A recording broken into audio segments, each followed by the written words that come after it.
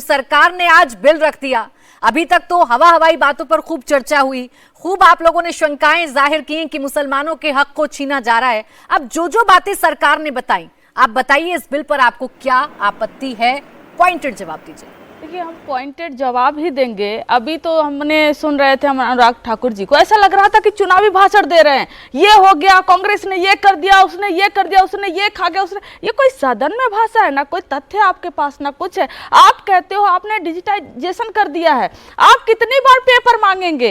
एक बार जब आप 100% आपने नोटिस भी दे दिया है, आपने ये सुप्रीम कोर्ट को भी बता दिया है कि डिजिटाइजेशन 100% हो गया है वक्त की प्रॉपर्टी का, तो आप फिर से आपको पेपर क्यों चाहिए? और हम तो पूछना चाहते हैं भारतीय जनता पार्टी से, 2009 में के रहमान कमेटी की जो रिपोर्ट 2012 में आई थी, कुछ रिकमेंडेशन पहले आए थे, तो 2009 के चुनाव में इनके मैनिफेस्टो में प्रॉपर लिखा हुआ था कि 355 से ज्यादा प्रॉपर्टी जो वक्त की प्रॉपर्टी है, जिसपे सरकारों का कब्जा है अन्य अलग अलग प्रदेशों में, उस प्रॉपर्टी को हम जब सरकार में आएंगे, हम मौलाना से जो गुरु हैं, धार्मिक गुरु हैं इस्लाम के, उनसे कंसल्ट करके बात करके हम उनकी जमीन उनको वापस दिलाएंगे। आखिर में नहीं, मुझे 3 आपत्ति बताइए ताकि उन आपत्तियों पर मैं जवाब शाजिया इल्मी जी से ले सकूं और ये पता चल सके कि ये बिल वाकई में सरकार बदनीयती से लेकर आई है। सबसे पहली और सबसे बड़ी आपत्ति है, हाँ। और इस पे सबको आपत्ति है कि कौन से अन्य धर्मों में कि राजनीतिक जो गुरु होते हैं या ट्रस्ट जो है, जो मंदिर का ट्रस्ट हो, गुरुद्वारा का ट्रस्ट हो, उसमें किसी और गैर धर्म का हो, उस धर्म से किसी और का हो।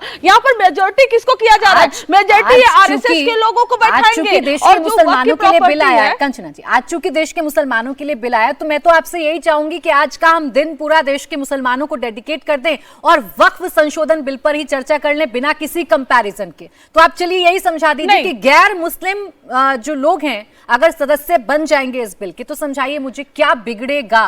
क्या 2 समुदाय के लोग, हिंदू मुसलमान, एक साथ बैठकर भाईचारे के साथ कोई फैसला नहीं कर सकते? आपने ना बिल्कुल सही सवाल किया, और मैं एक सवाल पलट के आप ही से करती हूँ। अयोध्या मंदिर का ट्रस्ट जब बन रहा था, क्लियर इंस्ट्रक्शन लिखे हुए थे, उसमें जो 3 आईएएस ऑफिसर होगा, एक जो सेंट्रल गवर्नमेंट से जाएगा, वो हिंदू ही होना चाहिए। दूसरा जो यूपी से रहेगा अधिकारी, वो भी सिर्फ हिंदू ही होना चाहिए। और जो डीएम होगा ना, मैम सुन लीजिए, यही तो प्रॉब्लम है। आप 10 सेकंड दीजिए, सुन लीजिए। आप पूरी बात, जो डीएम होगा ना, गुजारिश की थी कि आज हिंदू मुसलमान न करके मुसलमानों की बात कर लेते हैं। प्रॉब्लम वही है, सिर्फ प्रॉब्लम यही है कि आप सुनना नहीं चाहती। प्रॉब्लम यही है कि किसी भी धर्म में दूसरे के धर्म के लोग क्यों इंटरफेयर करें? अगर हिंदू में कोई नहीं इंटरफेयर कर रहा है, अगर क्रिश्चियन में कोई नहीं इंटरफेयर कर रहा है, अगर सिखों के धर्म में कोई नहीं इंटरफेयर कर रहा है, तो मुसलमानों के धर्म में ही क्यों इंटरफेरेंस? कंचना जी, बस इतना समझाना है कि गैर मुस्लिम अगर लोग इसमें शामिल हो जाएंगे तो इंटरफेयर क्या होगा? यानी आप ये कह रही हैं कि इस देश में एक मुसलमान और एक हिंदू बैठकर कोई फैसला नहीं ले सकता। दीजिए ना, मंदिर में आज भी देश का 80% जो आबादी है, 90% सिर्फ 1-2 जाति को छोड़कर आज भी ट्रस्ट का कोई मालिक नहीं हो सकता। सब लोग बाहर हैं। आप रिफॉर्म करेंगे तो हर जगह करेंगे ना मालिक। हम तो यही तो आपसे करें, आपको टारगेट पे सिर्फ और सिर्फ मुसलमान की चर्चा की, आज वक्त की चर्चा नहीं कर पा रही हैं। टारगेट पे मुसलमान आज उनकी जमीन चर्चा करनी है, आपको छीनना है, क्योंकि उनकी चर्चा करेंगे आज कंचना जी। हिंदुओं पर चर्चा आप किसी और दिन करिएगा, बिल्कुल करिएगा। मैं आपको बुलाऊंगी, आप बताइएगा कि